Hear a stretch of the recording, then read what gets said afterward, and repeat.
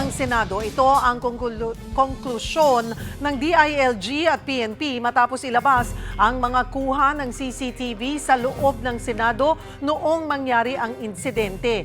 Nakita pa rito na namaril si Senate Sergeant at Arms Mau Aplasca kahit wala namang tao. Magbabalita si Maricel Halili. 5 p.m. Sa kuha ng CCTV na inilabas ng DILG, makikitang dumating ang 29 na NBI agents sa GSIS main building ng 6:17 p.m. noong May 13. Kasama nila ang ilang security personnel ng GSIS. Ayon kay Interior Secretary John Vic Remulla, humiling ang pamunuan ng GSIS na maproteksyonan sila ng NBI. Dahil daw yan sa panawagan ni Senador Bato de la Rosa sa kanyang mga taga-suporta na magpunta sa harap ng Senado para mapigilan ang nakaambang pag-aresto sa kanya. The GSIS contains billions of pesos of worth of artworks that are displayed in their walls. Had there been an overflow of people going to GSIS, the losses would have been incredible. Bahagi ng preemptive measure ng GSIS maintenance ang pagdidrill sa kanilang mga pinto. Kabilang dyan ang pinto na kumukonekta sa Senado at GSIS main building.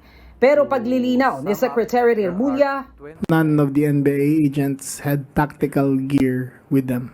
They did not have a battering ram. They did not have provisions for shape charges to breach any door. After the nasabihan din daw ang Senado tungkol sa pagdidrill. So, hindi gulatan to because conspiracy theories were abounding, but they were duly informed. Nakunan din ng CCTV ang pag-inspect ng NBI agents sa outdoor canteen hallway at Kalayaan Garden ng GSIS. Dalawa sa kanila ang naiwan. Pasado alas 7 ng gabi o ilang saglit bago ang putukan, narinig sa Senate premises sa second floor ang drilling sa first floor ng GSIS main building. 7:44 p.m. nang i-assemble ni Senate Sergeant at Arms Mau Aplasca sa Senate premises ang mga Marine Security, PNP, PSPG at OSAA security personnel. Ikinasa nila ang kanilang mga baril. Matatanda ang sinabi rin ni Aplasca na meron silang aarestuhin. General Aplasca did it in full view of the press. He gave the order to lock and load, and he asked them to follow. He allowed them to follow up to a certain point. In normal situations, if there is a perceived confrontation, you will clear the building of all personnel because of possible stray fire. Papunta na sila niyan sa target area o ang pinto papunta sa outdoor canteen area hallway at Kalayaan Garden ng GSIS kung nasa ng dalawang NBI agent.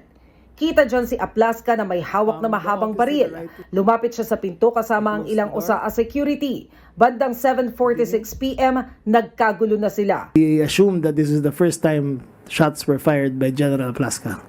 In a few seconds, Ilang saglit lang, namatay ang ilaw sa lugar at nagsiatrasa ng ilan sa kanila. Pumorma ulit si Aplasca at binaril ang bintana. Pero ayon kay Remulla, there was nobody there. There was no shots being fired at them. After the last fire, sinundan ulit yan ng putok ng isa sa mga kasamahan ni Aplasca. Sa labas naman makikitang kumubli ang NBI agent at saka nagpaputok ng cover fire. Pero ayon sa PNP, karamihan ng tama ng baril sa bintana ay galing mismo sa Senado o sa kampo ni Aplasca. On the outside, wala tayong makikitang bullet hole going inside the building. Okay, so and per our ballistics examination, those 44 fired cartridges came from four firearms. So meaning meron tayong 4 na shooter.